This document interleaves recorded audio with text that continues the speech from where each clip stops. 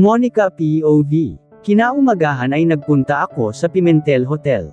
Maaga pa lang ay nakagayak na ako.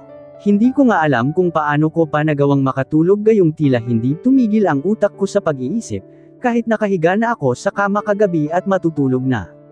"This is going to be your office for now, Miss Monica," sabi ng secretary. Nilibot ko ang tingin sa buong kwartong pinasukan namin. Maayos na maayos ang suot ko ngayon. Ang formal trousers ay pinaresen ko ng isang formal top na kulay cream. With my high heels and my Chanel bag, pinadaan ko ang daliri ko sa ibabaw ng isang cabinet. Nang iangat ko iyon at makitang may alikabok ay bumuntong hininga ako.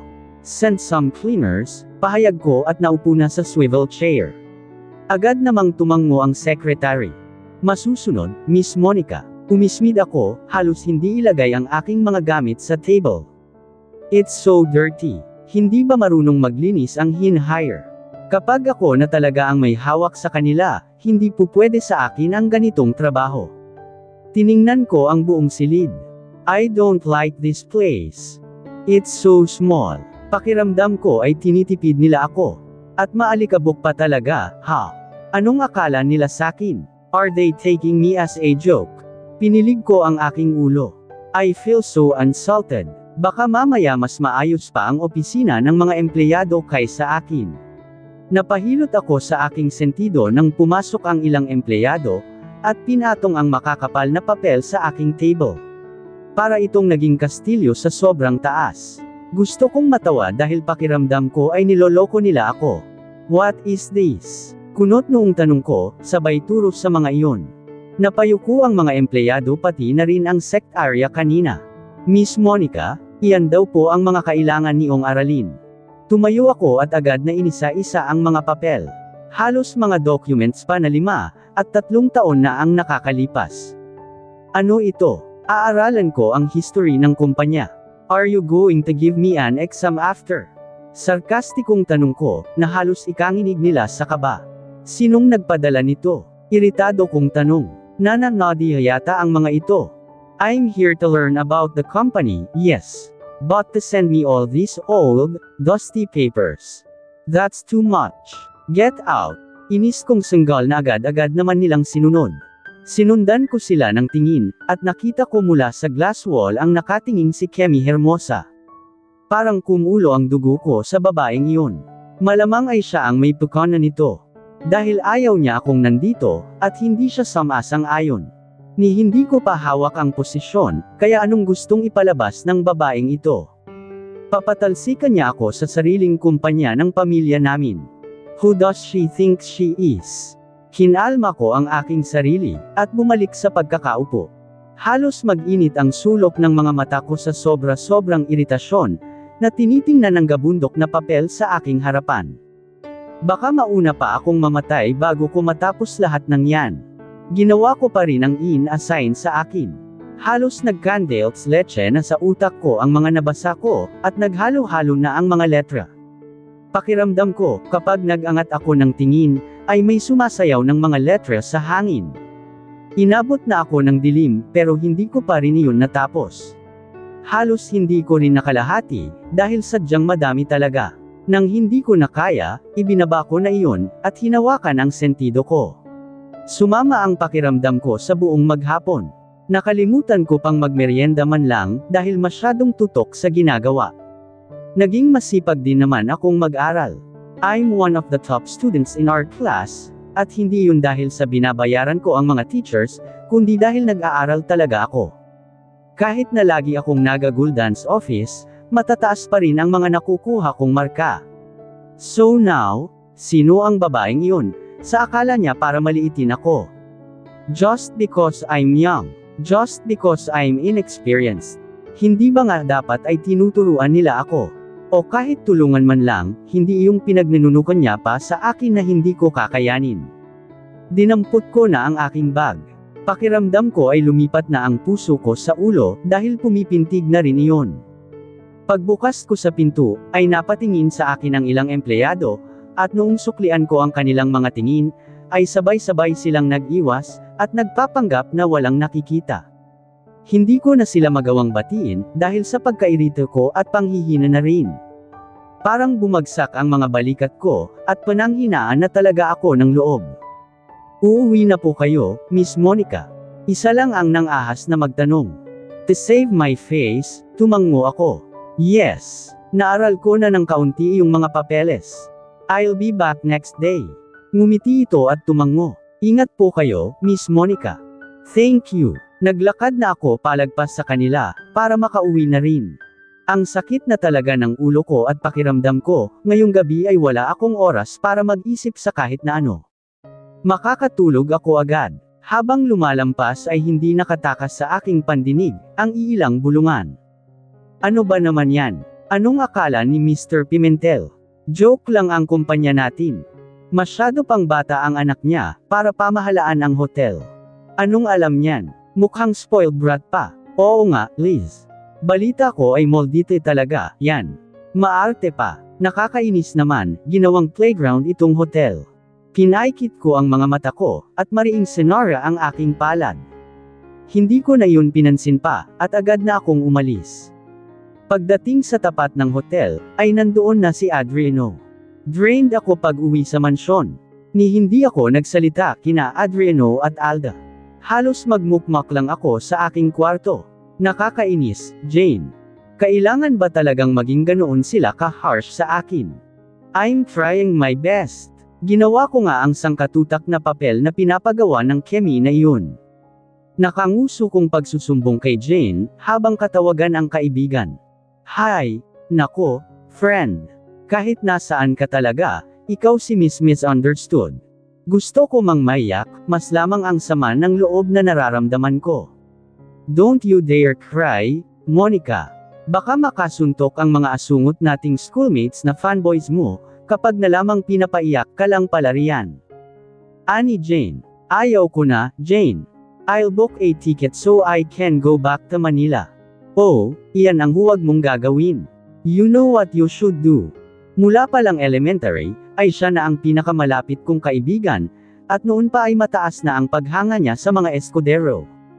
What? Nanghihina ang loob kong tanong. Sumandal ako sa swing, na halos hindi na ako kinakaya, ang swing na madalas kong pagtambayan noong bata ako.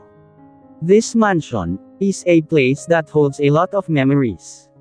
Sa mga bakasyong narito ako, ay naglalaman ng mga alaalang hindi ko makakalimutan kahit na kailan. Especially those memories, when my mother was still alive.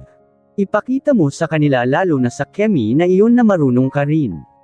Na kaya mo, you didn't top art class, at hindi ka naging paborito ng mga teachers, kahit napasaway ka para lang insultuhan ng mga taong iyan. Napabuntong hininga ako, pinagmamasdan ang maliwanag na buwan sa langit, habang dinadama ang hangin dito sa labas. But they don't believe I can. Walang naniniwala sa akin, Jane. Ano nga ba naman kasi ang kaya kong gawin? I'm just 18. So, you were given a chance at 18. It only means that you can do it, friend. Magtiwala ka naman sa sarili mo. Nagtitiwala nga sa'yo si Tito Agaton. At isa pa, wala naman sa intensyon mo na ipahamak ang kumpanya ninyo. Thank you, Jane. Iyon na lamang ang nasabi ko. I hope you're here, friend. It feels very lonely here, napapabuntong hininga kong dagdag. Wala ka pa rin bang kaibigan dyan? O kahit nakakausap man lang? Wala pa. Siguro kapag nagsimula na ang enrollment, magkakaroon din ako ng mga kaibigan. But for now, I really have no one. But I heard Darius Escudero is in El Amadeo. Hindi pa ba kayo nagkikita riyan? Pagtatanong ni Jane. Nagkita na, pero ano namang gagawin ni Darius? Maging entertainer ko. Napapanguso kong tanong. Kung talagang swak kaming maging magkaibigan, sana dati pa. Like the other Escuderos. Paano naman kasi kayo magiging magkaibigan, kung ikaw mismo, ayaw mo siyang maging kaibigan? Ang gusto mo kasi kaibigan. Tila nakangising sabi ni Jane. Napailing-iling ako, natatawa na rin. I'm over Darius, Jane. Oh, siya, ibababa ko na nga ito. Iisipin ko pa ang pinapagawa ng Kemi girl na iyon, napapanguso kung saan. Ay, sus. Ayaw lang pag-usapan si Darius, dahil mabubuksan ang mga pilit ng tinatakpan. But newsflash, my dear, you cannot fool yourself forever. Jane, bye. Column ko at pinatay na ang tawag. Kinabukasan, kahit pinilit ko naman, ay hindi ko madala ang sarili sa hotel. Bukod sa wala akong gana, at nag-iisip pa rin ako, nilalagnat din ako. Talagang hindi maganda ang aking pakiramdam. Masama ang pakiramdam ninyo, Senyorita. Tatawag ba tayo ng doktor? Tanong ni Alda, habang nag-aalmusal kami at nagbabasa ako ng soft copies, mula sa aking laptop, para kahit papaano, ay mabawasan ang binigay na gawain sakin. No need, Alda. Mamaya lang ay wala na rin ito, saad ko. Tumawag na rin ako sa hotel. Sinabi kong masama ang pakiramdam ko, kaya rito muna ako magtatrabaho sa bahay buong linggo. Ganoon ba, Senyorita? Yes. Kaya simulan na rin natin ang renovation na gusto ni Daddy. Hire some men already. Oo, Senyorita. Sa katunayan, ay mayroon na, magandang balita ni Alda. That's perfect. Ngayong araw ay pwede na silang magsimula. Nasabihan ko na si Adriano, na ipadala ang mga materyales dito sa mansyon ngayong tanghali. Nagulat si Alda, hindi inaasahan na nagawa ko na iyon. Agad-agad, Senyorita. Naasikaso mo na iyon. Tila namamanghang tanong niya. Nagangat ako ng tingin, habang kagat-kagat ang tinapay sa aking bibig. I already fixed everything. Kailangan na lang ang mga gagawa, at ayaw ko ng papalpak-palpak, paalala ko. Masusunod, Senyorita, sinisigurado ko po sa inyo, magiging madali ang lahat. Proud na sabi ni Alda na ikinatango ko na lang. I'm strict when it comes to work. Close to perfection ang gusto ko, kung hindi man perpekto. I want it polished and smooth. Pagdating ng tanghali, ay narinig ko na ang pagdating ng mga materyales dito sa mansion. Pati ang swimming pool dito, ay muli pa naming isasaayos.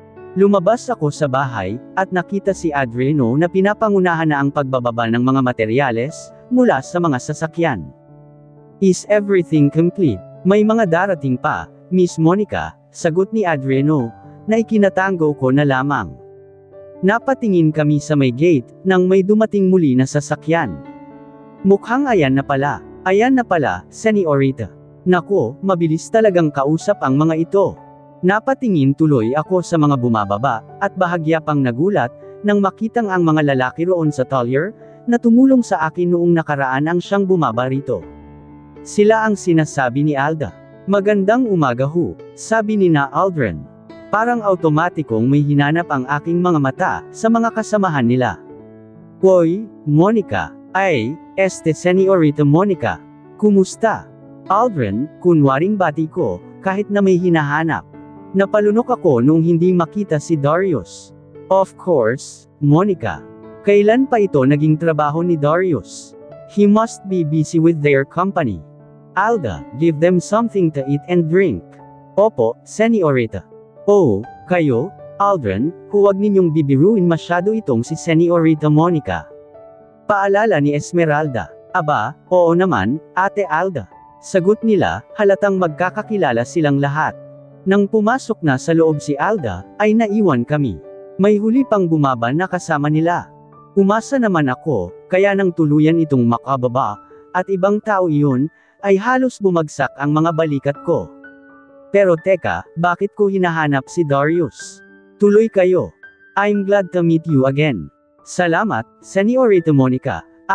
May bago na naman kaming racket nito. Pera din ito, natatawang sagot ni Aldrin, na siniko ng mga kasama.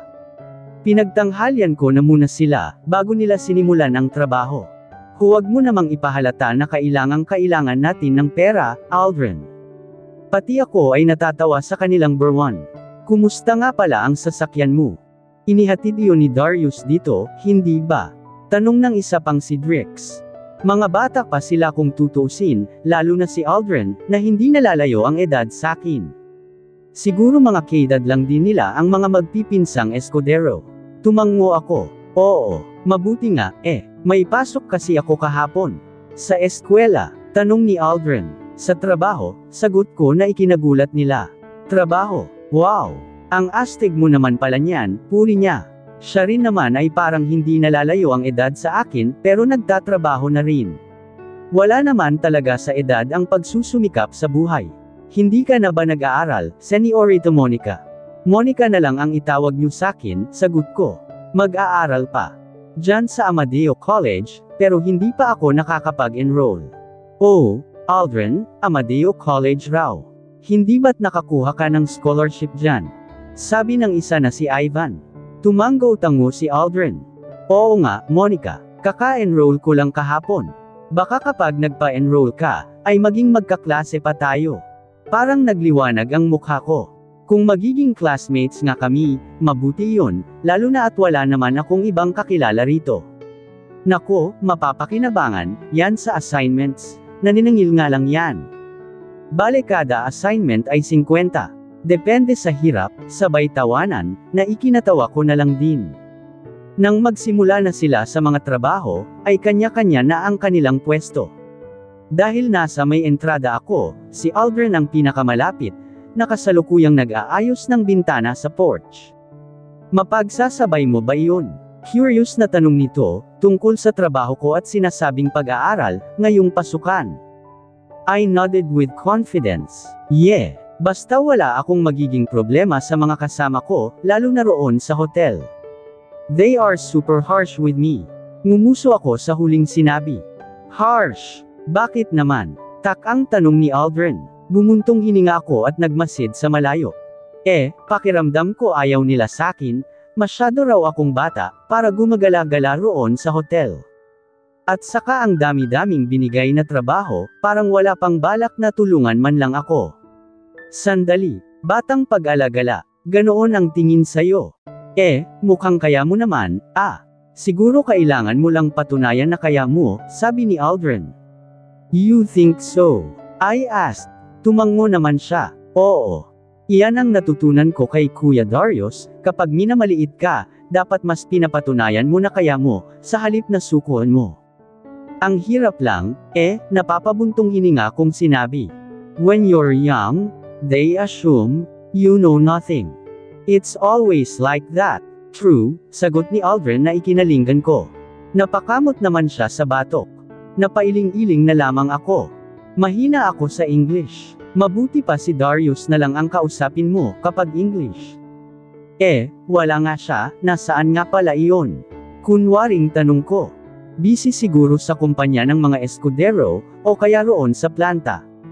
Nagtatrabaho rin kami roon kung minsan, lalo na kapag kailangan ng dagdag na mga manggagawa, kwento ni Sanders. At saka basta escudero, siguradong busy. Kumpanya lang ba talaga ang pinagkakaabalahan niya? O may ibang bagay pa? Muling mapagpanggap kong tanong. Ngayon lang ako makakakuha ng mga bagong balita tungkol kay Darius. Sa mga taong lumipas kasi, ay wala na akong natatanggap at pinasadya ko talaga yon. Bakit mo tinatanong? May ngising tanong ni Aldrin. Napansin ko nga palang iba ang tingin mo kay Kuya Darius noon sa Talyer, hindi ba magkakilala kayo? Panipi. Magkakilala kami. Tumango na lang si Aldrin pero may pang-asar na ang kanyang ekspresyon. Alam ko na, Monica.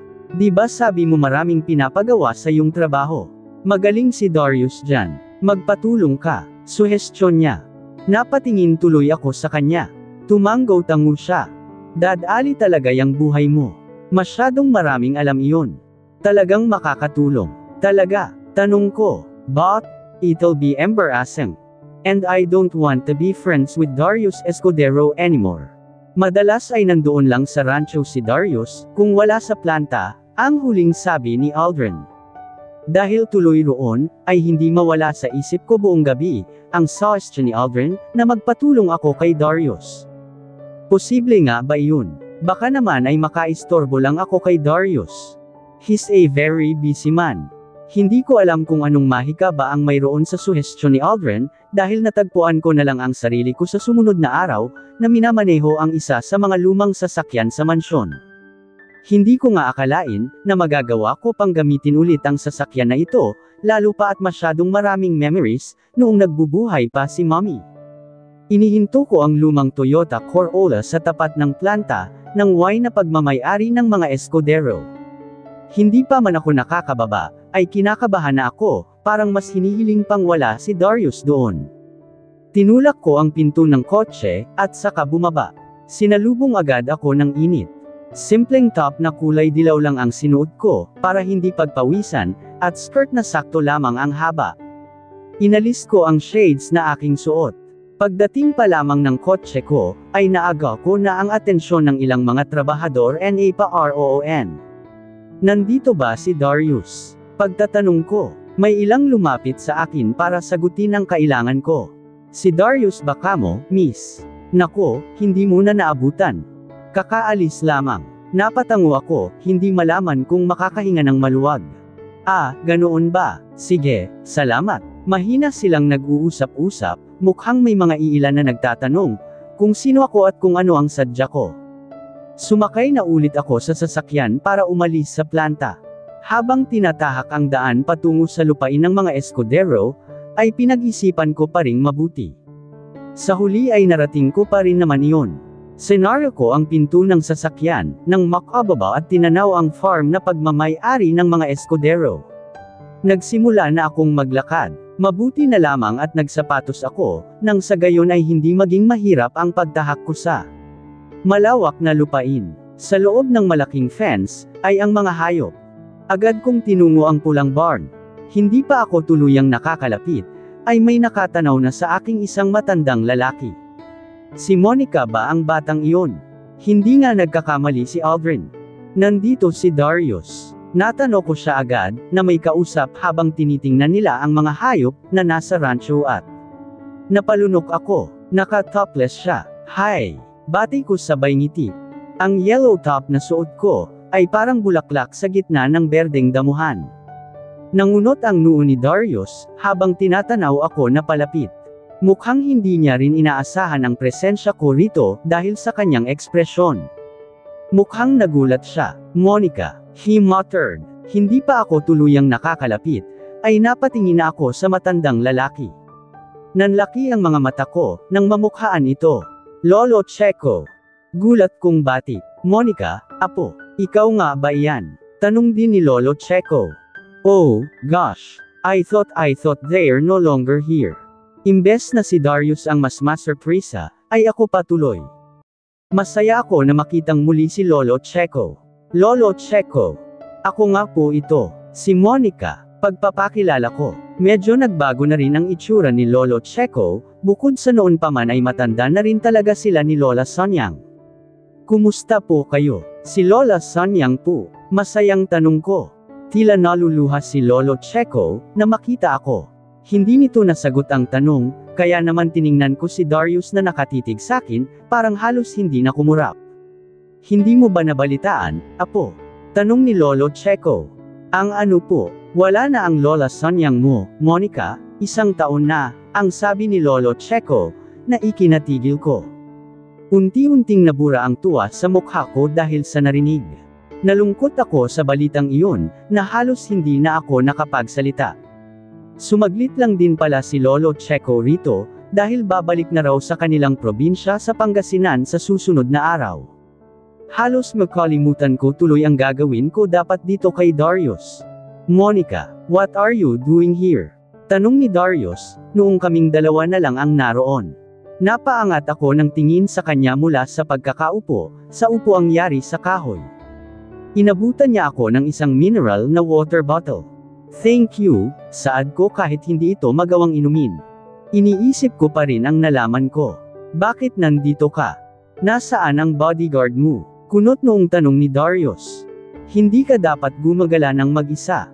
Ngumiti lang ako, nagbaba ng tingin. Darius, wala na pala si Lola Sanyang, hindi ko alam. Hindi siya sumagot agad.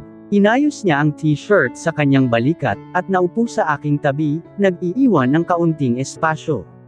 1 taon na. Bakit? Halos napapaos kong tanong. Hindi lang malungkot ang balita, parang ganito rin ang paninikip ng dibdib ko, noong nawala si Mommy. Cancer, Monica, sagot ni Darius. Natahimik ako. Pero, may sakit na siya noon pa man. Maybe you were too young to notice, sambit ni Darius. Nagangat ako ng tingin sa kanya, habang nakatagilid mula sa aking direksyon. His perfect side profile was my view. Tinanaw niya ang malayo, at sa katumungga ng tubig, gumalaw ang kanilyang lalamunan, the same exact thing, when Mom died. Hindi ko namalayan na tumulo ang luha ko. Binuksan ko na lang ang water bottle, at uminom din dito. Akala ko pa naman sasaya ako, kapag pumunta ako rito. Makakatanggap lang pala ako ng malungkot na balita. Pagbaba ko sa bote ng tubig, ay nakatingin na sa akin si Darius. His eyes were staring at me, and when I looked at him, iniwas niya ang kanyang mga mata. Stop crying, parang ewan na utos ni Darius, na ikinanguso ko na lang. Napipigilan ba iyon? Kung yun ang nararamdaman ko. Darius sighed again. Hindi ko pa rin mapigilan ang lungkot na nararamdaman ko. Dumagdag pa itong magandang tanawin ng lupain nila. Sinong hindi may iyak lalo? Hindi naman ako pusong bato. Nagulat ako nang ailahad ni Darius ang isang panyo sa harapan ko. Wipe your tears. Baka may magsabing pinaiyak na naman kita, nakalabing usual niya. Huwag kang mag-alala, malinis yan. Kinuha ko na lang iyon, at pinyuna sa luha ko. Mukhang may initials pa ni Darius ang panyo. It smells great, panlalaking pabango, pero hindi masakit sa ilong, katulad ng madalas niyang pabango na siguro ay paborito niya. Thank you. Tumango si Darius, at binalik ang tingin sakin. Why did you come here? Huminga ako ng malalim, saka naisip ang pinunta ko nga pala rito. Galing ako sa planta. Akala ko kasi ay nandoon ka. May sasabihin sana ako sa iyo, galing ka sa planta. Tanong ni Darius, na natuon ang tingin sa akin, tila iyon lang ang narinig sa mga sinabi ko. Tumango naman ako. Oo, pero wala ka roon, at nakaalis ka na raw sabi ng mga trabahador niyo kaya pumunta ako rito. Dapat ay tinawagan mo ako. O dumaan ka na lang sa mansyon, at bill-inan mo ang mayordoma, sabi niya na tila hindi gusto ang nalaman. But why? I really decided to go there. Napailing-iling siya, bakas ang pagkadisgusto. Hinabol ko siya ng tingin noong tumayo na siya. Sa susunod, dumiretso ka na lang dito. Huwag kang pumunta sa planta, saad ni Darius. Umuwi ka na, Monica. Tatawag ako ng susundo sa iyo, pero may sasabihin pa ako sa iyo. Sambit ko na nananatiling nakaupo. Actually, I'm here because I need your help, Darius. What help? Tanong niya, hindi ko maintindihan kung bakit nagbago bigla ang tono niya. Parang may kinaiinisan. About the hotel, marami akong kailangang matutunan at wala naman akong kilalang makakatulong sa akin. Masyadong ilag sa akin ang mga empleyado namin, at halos ayaw nila sakin. Tumayo na rin ako. Binalikan niya ako ng tingin, at bumabali yon sa kabuuan ko. Pagtapos ay napailing siya ng kaunti. Why? What's wrong? I asked furiously. Para kasing may problema siya, sa ayos ko. Nothing, Monica. Pag-usapan na lang natin iyan sa ibang araw. May gagawin pa ako. Panipig. Sinundan ko ng tingin si Darius. Akmang papasok siya sa loob ng kamalig, pero hinarangan ko muna iyon. Nagtama ang paningin naming dalawa. Sinikap kong huwag bumaba ang tingin ko sa kanyang topless na katawan, noong nagsalita ako. Pero kailangan ko talaga ang tulong mo. Well, I can study it on my own, pero itatanong ko ang mga kailangan ng explanation. Hindi mo naman ipapaliwanag ang lahat, saad ko. Kahit sa free time mo lang, Darius. I really need your help. Ikaw ang pinaka-nakakaalam sa pagpapatakbo ng kumpanya. Kaunti lang ang free time ko. Pero sabi mo noon sa Tullier, ay kinakaya naman ng oras mo. Saad ko. Ang tangkad niya kaya naman halos tinitingala ko siya. Kahit bayaran kita, ano ba ang gusto mong kapalit? I don't need anything, Monica, tila nainsulto ni Darius na sagot. Nanlaki ang mga mata ko sa panik. I mean, sige, kung ayaw mo ng bayad, tutulong na lang ako sa kahit ano. Nandito ka lang naman sa rancho kapag free time mo, di ba? Kahit tuwing ganoon na lang. Every time you're here. Hindi lang ako nakaupo, kapag nandito ako, sagot naman ni Darius. Napasulyap ako sa rancho. Oh, right. Ayos lang kahit magdamag akong tumayo. Lalapitin kita kapag may itatanong ako. Hahanapin ka sa inyo. Nauubusan na ng sagot na usual ni Darius. Ang tingin niya ay tila sinusukat, Kung hanggang saan pa ang kaya kong gantihan ng sagot. Magbibilin ako. Don't worry about it, sagot ko. Napatigil siya, at nagtagal ang kanyang mga mata sakin. So, payag ka na? Tanong kong sumisilay ang ngiti sa lobby. Kahit tuwing nandito ka lang. And I promise, I won't bother you that much. Anong araw ba? Araw-araw, sagot ni Darius. My lips parted, before I nodded. Kung ganoon, araw-araw akong pupunta. Tanong ko. Ikaw ang bahala. Pinigil niya ang amusement sa mga mata. Napatango ako. Sige. Araw-araw, babalik ako bukas. At dito na po nagtatapos, ang 10 kabanata ng ating kwento. At sanay muli niyo po akong samahan, sa mga susunod pang kabanata. Maraming salamat po.